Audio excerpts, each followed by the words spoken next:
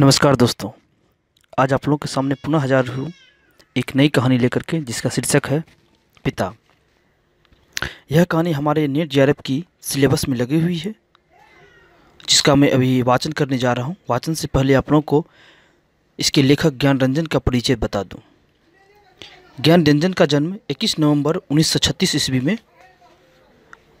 महाराष्ट्र के अकोला में हुआ था और इस कहानी का प्रकाशन 1965 ईस्वी में पिता कहानी संग्रह में हुआ था। इस कहानी की विषय वस्तु पे जाए तो पिता पुत्र के रिश्तों में आया पीढ़ीगत अंतर का व्याख्या दिखाया गया है। इस कहानी में और भी चीज़ें हैं जो कि मैं बाद में बताऊंगा। और इसके पात्र की बात करें तो पात्र में हैं पिताजी सुधीर, कप्तान भाई देवा, सुधीर की पत्नी रहमान। तो चलिए दोस्तों, बिना देरी किए हुए आप लोगों को कहानी की ओर ले चलता हूं और कहानी से रूबरू कराता हूं।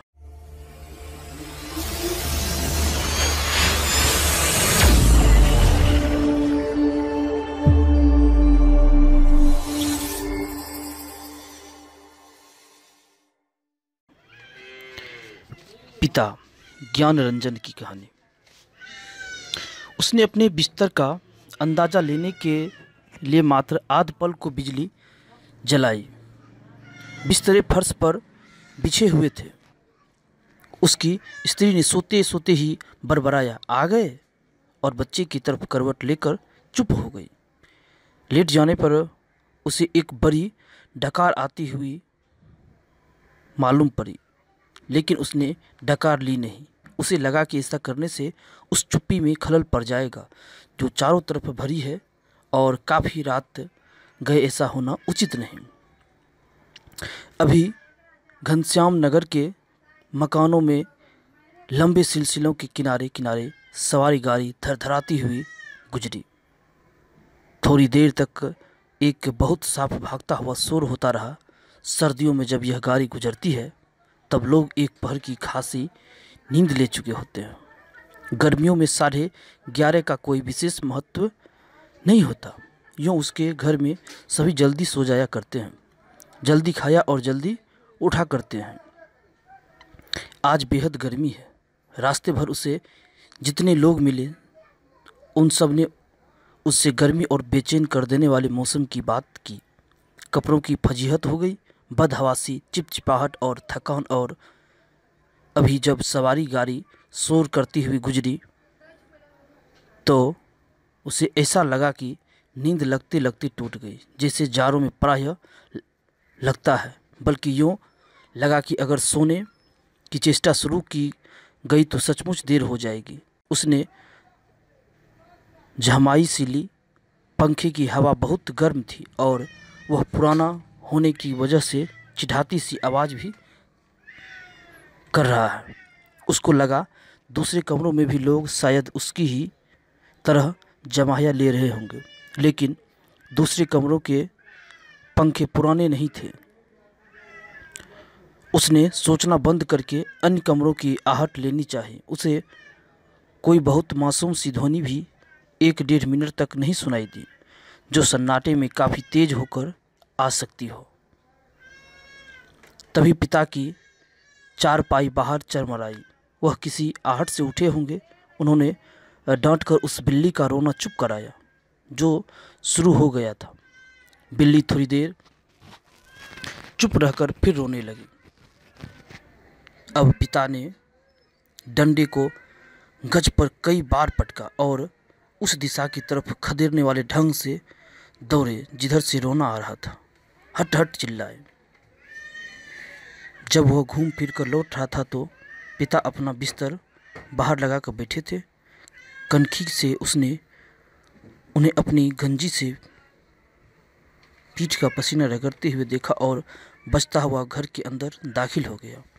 उसे लगा कि पिता को गर्मी की वजह से नींद नहीं आ रही है, लेकिन उसे इस स्थिति से रोष हुआ। सब लोग पिता से अंदर पंखे के नीचे सोने के लिए कहा करते हैं, पर वह जरा भी नहीं सुनते। हमें क्या, भोगे कष्ट।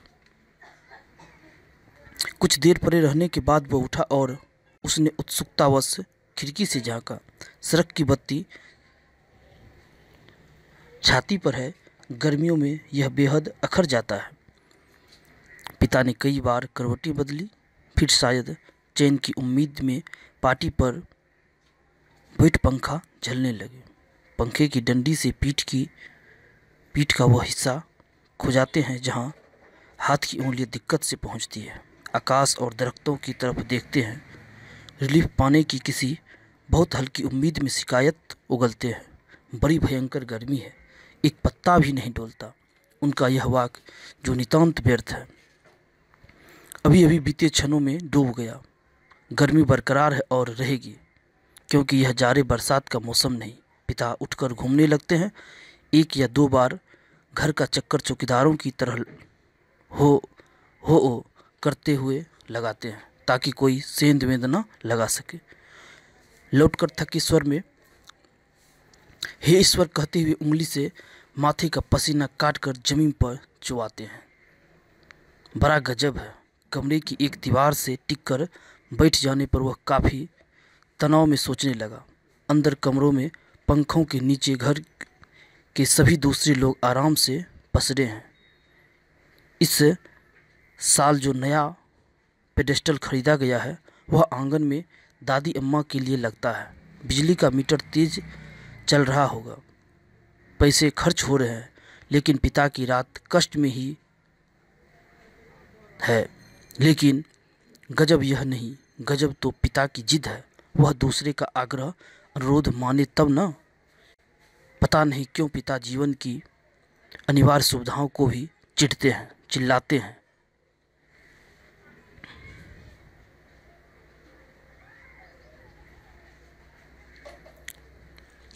चौक से आते वक्त 4 आने की जगह 3 आने और 3 आने में तैयार होने पर 2 आने में चलने वाले रिक्शे के लिए पिता घंटों घंटे खड़े रहेंगे। धीरे धीरे सबके लिए सुविधाएं जुटाते रहेंगे, लेकिन खुद उसमें नहीं या कम से कम शामिल होंगे। पहले लोग उसकी काफ़ी चिरौरी किया करते थे, अब लोग हार गए हैं। जानने लगे कि पिता के आगे किसी की चलेगी नहीं। आज तक किसी ने पिता को वाश बेसिन में मुंह हाथ धोते नहीं देखा। बाहर जाकर बगिया वाले नल पर ही कुल्ला दातुन करते हैं। दादा भाई ने अपनी पहली तनख्वाह में गुसलखाने में उत्साह के साथ एक खूबसूरत शावर लगवाया, लेकिन पिता को अरसे से हम सब आंगन में धोती और लंगोटी की तरह बांधकर तेल चुपड़े बदन पर बाल्टी बाल्टी पानी डालते देखते आ रहे हैं। खुले में स्नान करेंगे, जनोई से छाती और पीठ का मैल काटेंगे।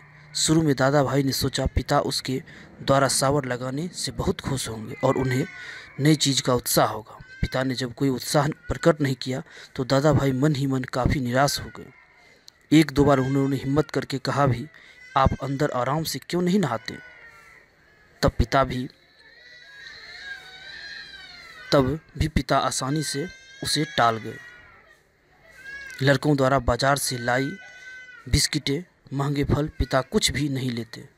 कभी लेते भी हैं तो बहुत नाक भौं सिकोड़ कर। उसके बेस्वाद होने की बात पर शुरू में ही जोर दे देते हैं। अपनी अमावट, गजक और दाल रोटी के अलावा दूसरों द्वारा लाई गई चीज़ों को सृष्टा से वह कभी प्रभावित नहीं होते। वह अपना पाँव जानते हैं, अपना अर्जन, और उसी में उन्हें संतोष है। वे पुत्र जो पिता के लिए कुल्लू का सेब मांगने और दिल्ली एम्पोरियम से बढ़िया धोतियाँ मांगकर उन्हें पहनाने का उत्साह रखते थे, अब तेजी से पिता विरोधी होते जा रहे हैं। सुखी बच्चे भी अब गाहे बगाहे मुंह खोलते हैं और क्रोध उगलते हैं। लद बाहर आम के सीकरों के लगभग एक साथ गिरने की आवाज़ आई। वह जानता है पिता आवाज़ से स्थान साधने की कोशिश करेंगे। टटोलते टटोलते अंधेरे में आम खोजेंगे और खाली गमले में इकट्ठा करते जाएंगे। शायद ही रात में 1-2 आम उसके चूक जाते हैं, ढूंढने पर नहीं मिलते, जिनको सुबह पा जाने के संबंध में उन्हें रात भर संदेह होता है। दीवार से काफ़ी देर एक ही तरह टिके रहने से उसकी पीठ दुखने लगती थी। नीचे रीढ़ के कौन वाले हिस्से में रक्त की चेतना बहुत कम हो गई। उसने मुद्रा बदली। बाहर पिता ने फाटक खोलकर सड़क पर लड़ते चिचियाते कुत्तों का हरकाया। उसे यहाँ बहुत खीज हुई। कई बार उसने मोहल्ले में हम लोगों का सम्मान है, 4 भले लोग आया जाया करते हैं, आपको अंदर सोना चाहिए, ढंग के कपड़े पहनने चाहिए और चौकीदार की तरह रात को पहरा देना बहुत ही भद्दा लगता है। लेकिन पिता की अर में कभी कोई झोल नहीं आता। उल्टा सीधा पता नहीं कहाँ किस दर्जी से कुर्ता कमीज सिलवा लेते हैं। टेढ़ी जेब, सदरी के बटन ऊपर नीचे लगा। सभा सोसाइटी में चले जाएंगे। घर भर को बुरा लगता है। लोगों के बोलने पर पिता कह देते हैं, आप लोग जाइए ना भाई, कॉफ़ी हाउस में बैठिए, झूठी विनिटी के लिए बेहरा को टिप दीजिए, रहमान के यहाँ 1.5 रुपये वाला बाल कटाइए। मुझे क्यों घसीटते हैं?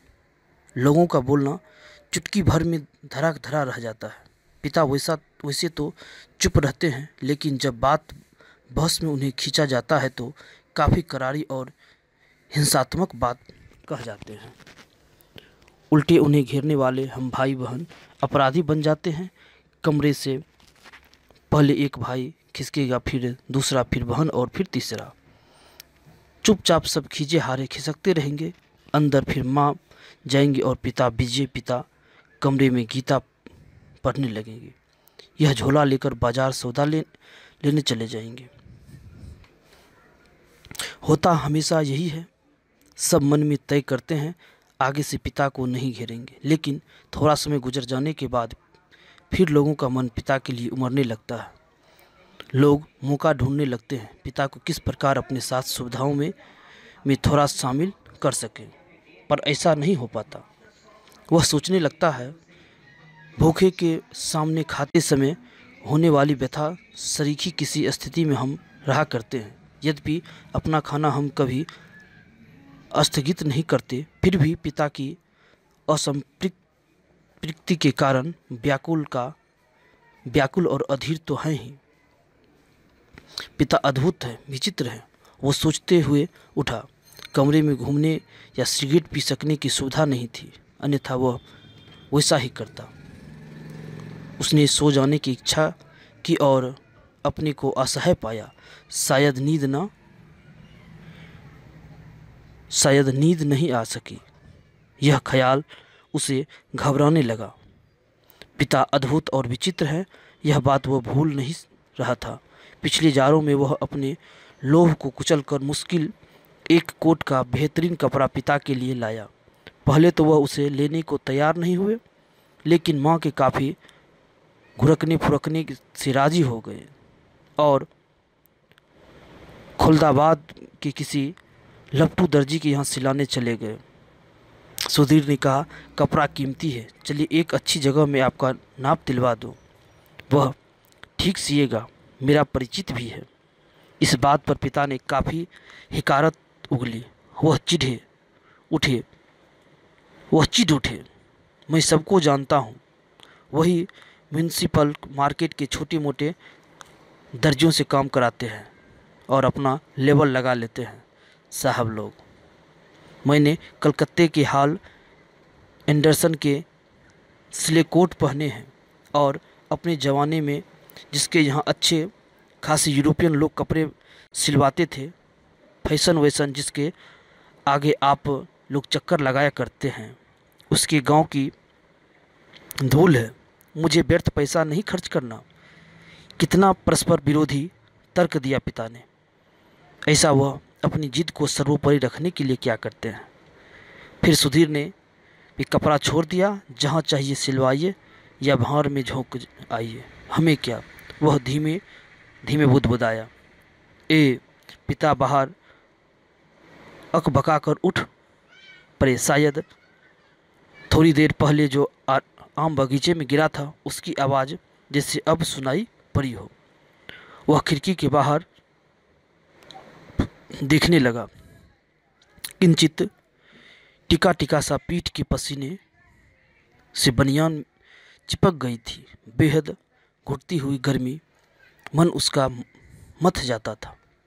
बीबी परी आराम से सो रही है, इसे कुछ पता नहीं। शायद पिता की खाट खाली थी, वह गिरा आम टटोलने के लिए बगिया में घुसे होंगे। पिता कितने विचित्र हैं। लंबे समय से वह केवल 2 ही ग्रंथ पढ़ते आ रहे हैं, यंत्रवत नियमवत, रामायण और गीता।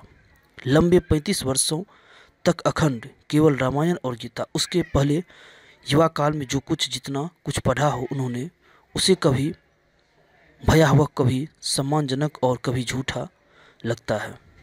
यह देख सोचकर कि कोई व्यक्ति केवल 2 पुस्तक जिंदगी के 35 वर्ष काट सकता है और कैसे काट लेता है। तभी उसका बच्चा कुनमुना कर रोने लगा। उसने तपाक से खिड़की छोड़ी और अपने बिस्तर पर झूठ मूठ सो गया। ऐसा ना हो कि बच्चे के रोने से उठ पड़े और संदिग्ध अवस्था में देख बहुत से बेकार प्रश्नों द्वारा हलकान शुरू कर देवे। देवा बच्चे के मुंह में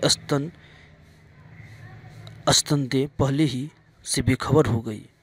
वह खुद बिस्तर पर सोता मालूम पड़कर भी जागता रहा। स्तन चूसने की चपचप आवाज़ आती रही और थोड़ी देर बाद बंद हो गई। उसने तय किया कि वह देवा के बारे में कुछ सोचे अथवा उसके शरीर को छूता रहे। उसने देवा के कूल्हे पर हाथ रख दिया, लेकिन उसे तनिक भी उत्तेजना अपने अंदर महसूस नहीं हुई। उसने थोड़ी देर उत्तेजना की प्रतीक्षा की। अपनी इस हरकत से ऊब होने लगी और मन भी लांछित करने लगा। बाहर पिता सो या जाग रहे हैं, जैसा भी हो वह बड़े ज़बरदस्त हैं। इस समय बाहर रहकर बाहरी होते जा रहे हैं। घर के अंदरूनी हिस्से में लोग आराम से या कम आराम से किसी तरह सो तो गए होंगे। वह विषादग्रस्त हुआ और अनुभव करने लगा, हमारे समाज में बड़े बूढ़े लोग जैसे बहू बेटियों के निजी जीवन को स्वच्छंद रहने देने के लिए अपना अधिकांश समय बाहर व्यतीत किया करते हैं। क्या पिता ने भी वैसा ही करना तो शुरू नहीं कर दिया है? उसे पिता के बूढ़ेपन का ख्याल आने पर सिहरन हुई। फिर उसने दृढ़ता से सोचा, पिता अभी बूढ़े नहीं हुए हैं, उन्हें प्रतिक्षण हमारे साथ साथ जीवित रहना चाहिए। भरसक पुरानी जीवन व्यवस्था कितनी कठोर थी। उसके मस्तिष्क में एक भिनचाव आ गया। विषाद सर्वोपरि था। उसे आंखों में हल्का जलन लगने लगा। अगर कोई शीत युद्ध न होता पिता और पुत्रों के बीच, तो वह उन्हें जबरन खींच के नीचे लाकर सुला देता। लेकिन उसे लगा कि उसका युवापन एक प्रतिष्ठा की जिद कहीं चुराए बैठा है। वह इस प्रतिष्ठा के आगे कभी बहुत मजबूत, कभी कमज़ोर हो जाता है और उसे भुगत भी रहा है। दरअसल उसका जी अक्सर चिल्ला उठने को हुआ, पिता तुम हमारा निषेध करते हो, तुम ढोंगी हो, अहंकारी, ब्रज अहंकारी। लेकिन वह कभी चिल्लाया नहीं। उसका चिल्ला सकना मुमकिन भी नहीं था। वह अनुभव करता था उसके सामने जिंदगी पड़ी है और पिता पर इस तरह चिल्लाने में उसका नुकसान हो सकता है। उसको लगा पिता लगातार विजयी है, कठोर है, तो क्या उन्होंने पुत्रों के सामने अपने को कभी पसारा नहीं? लगता है दीवारों पर भी पसीना चुहचुहा आया है। खुद को छुरा भौंक देने या दीवार पर सिर पटकने या सोती बीवी के साथ पाशविक हो जाने का ढोंग सोचने के बाद भी गर्मी की बेचैनी नहीं कटी। उसने ईश्वर को बुदबुदाना चाहा, लेकिन वैसा नहीं किया। केवल हल्के हल्के हाथ के पंजों से सिर के बालों को दबोच कर वह रह गया। मौसम की गर्मी से कहीं अधिक प्रबल पिता है। उसके सामने एक घटना मजबूत से टंग गई। उसने घटना को मन में दोहराया। वायुसेना में नौकरी करने वाला उसका कप्तान भाई बहन के यूनिवर्सिटी के खर्च के लिए 10 वर्ष तक 50 रुपये महीना भेजता रहा। एक बार अकस्मात कप्तान भाई होली अवकाश मनाने घर आया। पिता ने उसके हाथ में उसके नाम की 1200 रुपये एक पासबुक थमा दी। सबको यह बड़ा आकस्मिक लगा। कप्तान भाई को हैरत हुई और हल्की खुशी भी कि एकाएक काफ़ी रुपए मिल गए। लेकिन इस बात से उसे दुख हुआ और पराजय का भान भी हुआ। उसने अपने को छोटा महसूस किया। 2 वर्ष तक बहन के लिए उसने जो थोड़ा बहुत किया वह सब एक पल में घटकर नगण्य हो गया। फिर भी वह अनुभव कर रहा था, कप्तान भाई ज़्यादा सोचते नहीं, खिलाड़ी तबीयत के हैं, यान की तरह चुटकी में धरती छोड़ देते हैं। कितने मस्त हैं कप्तान भाई। उसे लगा पिता एक बुलंद भीमकाय दरवाजे की तरह खड़े हैं, जिससे टकरा टकरा कर हम सब निहायत पिद्दी और दयनीय होते जा रहे हैं। इस घटना के याद करके और पिता के प्रति खिन्न हो जाने पर भी उसने चाहा कि वह खिड़की से पिता को अंदर आकर सो रहने की आग्रहपूर्वक कहे, लेकिन वह ऐसा नहीं कह सका। वह असंतोष और सहानुभूति दोनों के बीच असंतुलित भटकता रहा। न लोकोशेड में उठती इंजनों की सटिंग ध्वनि, न कंक्रीट की ग्रेड ट्रंक पर से होकर आती धूमनगंज की और इक्के दुक्के लौटते इक्कों के घोरों की टापें, न झगड़ते कुत्तों की भौंक भांक। बस कहीं उल्लू एक गति, एक वजन और विभत्सता में बोल रहा है। रात्रि में शहर का आभास कुछ पलों के लिए मर सा गया। उसको उम्मीद हुई कि किसी भी समय दूर या पास से कोई आवाज़ अकस्मात उठ आएगी, घड़ी टनटना जाएगी या किसी दौड़ती हुई ट्रक का तेज लंबा हॉर्न बज उठेगा और शहर का मरा हुआ आभास पुनः जीवित हो जाएगा। पूरा शहर कभी नहीं सोता या मरता। बहुत से सोते हुए जान पड़ने वाले भी संक्षिप्त ध्वनियों के साथ लगभग ध्वनिहीनता के बीच जगे होते हैं। रात काफ़ी बीत चुकी है और इस समय यह सब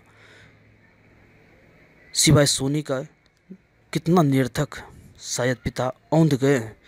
करवट बदलने से उत्पन्न होने वाली खाट की चरमराहट, आम टटोलते समय सूखी अधसूखी पत्तियों की कुचलने की आवाज़, लाठी की पटक, मकान के फेरे के वक्त की खांस खसार, कुत्ते बिल्लियों को हरकाना कुछ सुन नहीं पड़ रहा है। इस विचार से पिता सो गए होंगे। उसे परम शांति मिली और लगा कि अब वह भी सो सकेगा। शीघ्र नींद के लिए उसने टकटकी बांधकर पंखे की तरफ देखना शुरू किया। गर्म हवा के बावजूद दिन भर की व्यर्थ थकान और सोच विचार से पस्त हो जाने की वजह से वह नींद में चित्त हो गया। थोड़े समय उपरांत वह एकाएक उचक्कर उठ बैठा। उसने चारों तरफ देखा। पाने के लिए कुछ क्षणों तक गड़े हुए अंधेरे का घूरा। हुआ यह कि उसे शरीर में एकाएक बहुत गर्मी सी लगी थी और अजीब सी सहसराहट हुई। शायद पसीने से भीगे टांग पत्नी के बदन से छू गई।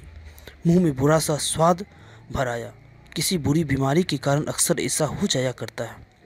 उठकर उसने 2-3 कुल्ले किए और ढेर सारा ठंडा पानी पिया। इतना सब कुछ वह अधनींद में ही करता रहा। आंगन से पानी पीकर लौटते समय उसने इत्मीनान के लिए खिड़की के बाहर देखा। अब तक नींद जो थोड़ी बहुत थी काफूर हो गई। पिता सो नहीं गए हैं अथवा कुछ सोकर पुनः जगे हुए हैं, पता नहीं। अभी ही उन्होंने हे राम तू ही सहारा है कहकर जमाई ली। ऐसा उन्होंने कोई दबकर नहीं किया। रात के लिहाज से काफ़ी शोर उठाते कहा है। शायद उन्हें इत्मीनान है कि घर में सभी लोग निश्चिंत रूप से सो रहे हैं।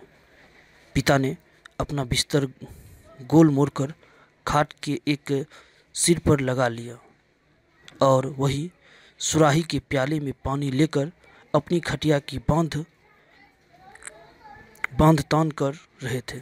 सुराही के से खाट तक और खाट से सुराही तक बार बार आते जाते हैं। बहुत बार ऐसा करने पर खाट का बाधतर हुआ। इसके बाद उन्होंने पानी पिया और पुनः एक बड़ी आवाज़दार जम्हाई के साथ लिपटी हुए बिस्तर का सिरहाना बना निखरी खटिया पर लेट गए। तड़का होने में पता नहीं कितनी देर थी। थोड़ी देर बाद पंखा जमीन पर गिरकर उनका दायां हाथ खटिया की पाटी से झूलने लगा। चारों तरफ धूमिल चांदनी फैली हुई थी।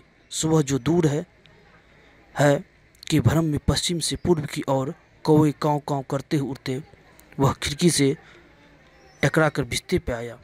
अंदर हवा वैसी ही लू की तरह गर्म, दूसरे कमरे में स्तब्ध है। पता नहीं बाहर भी उमस और बेचैनी होगी। वह जागते हुए सोचने लगा, अब पिता निश्चिंत रूप से सो गए हैं। तो दोस्तों, इस कहानी का मर्म यह है कि पिता पुरानी पीढ़ी का प्रतिनिधित्व करता है, लेकिन पुत्र आधुनिक पीढ़ी का प्रतिनिधित्व करता है। इस कहानी में एक गर्मी का बेचैनी का प्रतीक है, प्रतीकात्मक लिया गया है। और गर्मी में क्या होते हैं कि हमारे जो पूर्वज हैं, पूर्वज अपने हिसाब से चलना चाहते हैं, लेकिन जो हमारे आधुनिक भाई बंधु हैं वो चाहते हैं कि पिताजी हमारे हिसाब से चले। तो इन्हीं चीज़ों का द्वंद्व अगर आप लोग पूरा सुने हैं तो आपको इन सभी द्वंद्वों का बेहतर तरीक़ा से समझ में आ जाएगा। तो यह कहानी कैसी लगी आप लोग मुझे कमेंट के माध्यम से ज़रूर बताएं। धन्यवाद।